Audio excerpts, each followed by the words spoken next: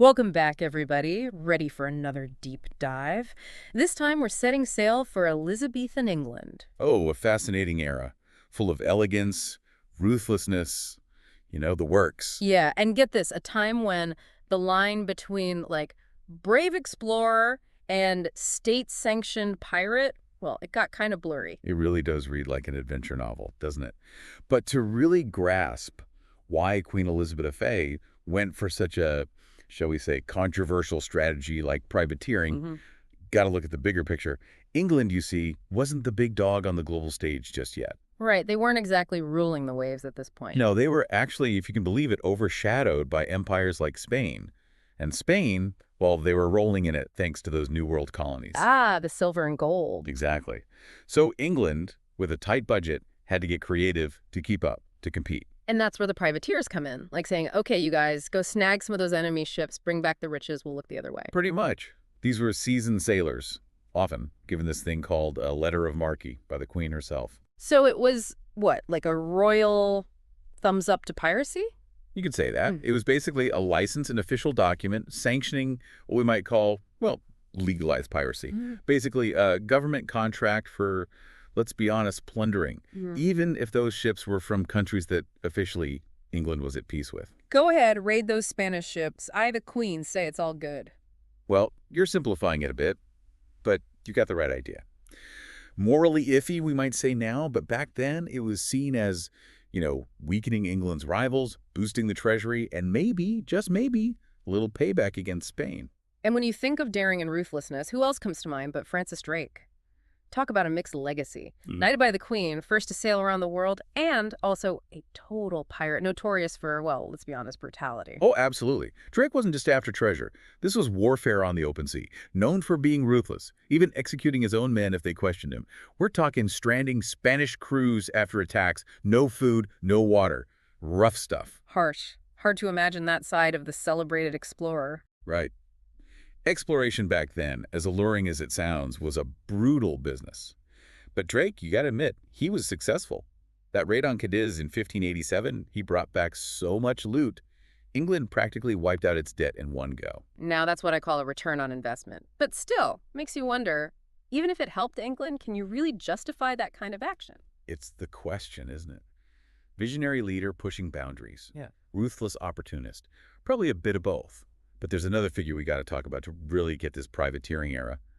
Sir Walter Raleigh. Ah, right, the gentleman pirate himself. Exactly. Now, Drake, he was all action on the high seas. Raleigh, he was the brains of the operation, working from the heart of Elizabeth's court.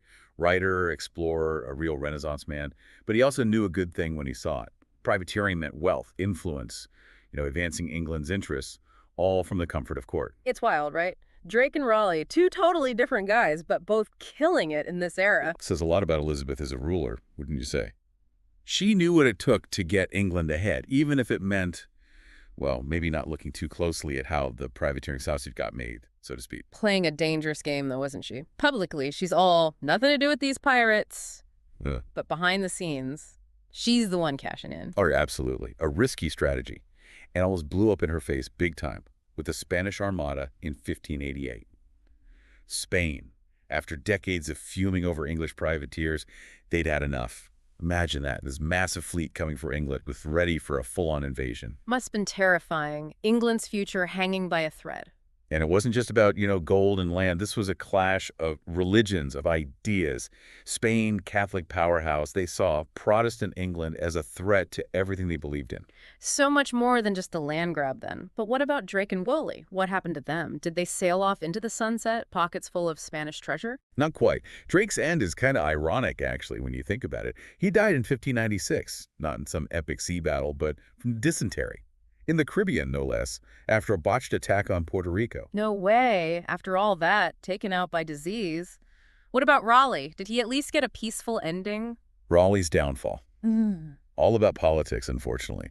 Queen Elizabeth, she was his protector, but when she died in 1603. Uh-oh. New boss, new problems. Exactly. King James I, he wasn't a fan of Raleigh's, saw him as a rival, a threat, and probably a reminder of a messy past he wanted to forget.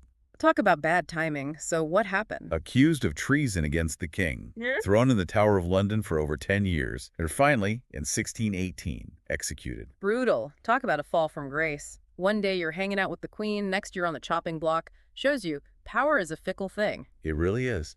Amidst all the adventure and opportunity of Elizabethan England, there was always danger lurking.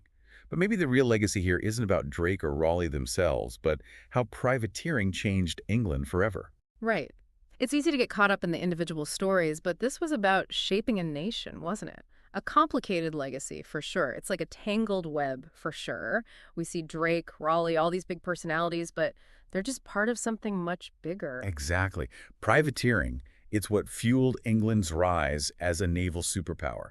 All that wealth, from captured treasure, from disrupting trade, it all went into building a navy that could eventually, even challenge Spain. So those risky voyages, those early raids, they laid the foundation for England's future.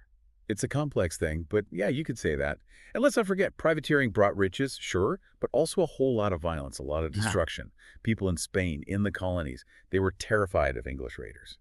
The human cost on both sides, it was huge. A good reminder that history isn't just good guys and bad guys. There's always more to the story.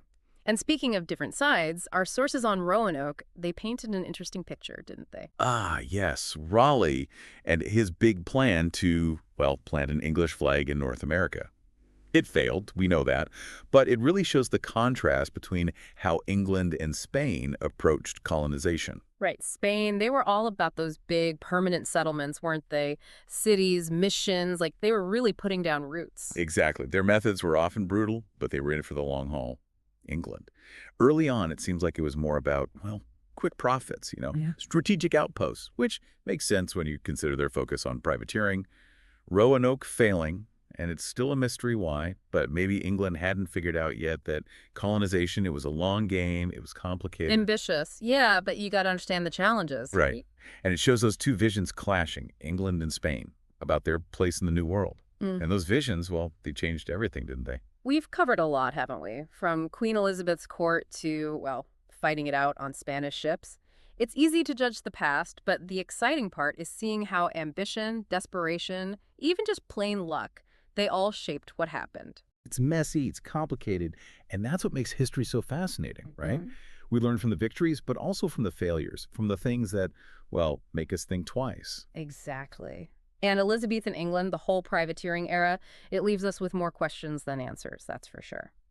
So as we wrap up here, thinking about Queen Elizabeth, about the privateers, maybe the biggest takeaway is this. History isn't just something we learn in school, it's a conversation, always changing, always making us look back and re-examine what shaped our world. And as we've seen, sometimes it's more complicated, more daring, maybe even a little more morally ambiguous than we ever imagined.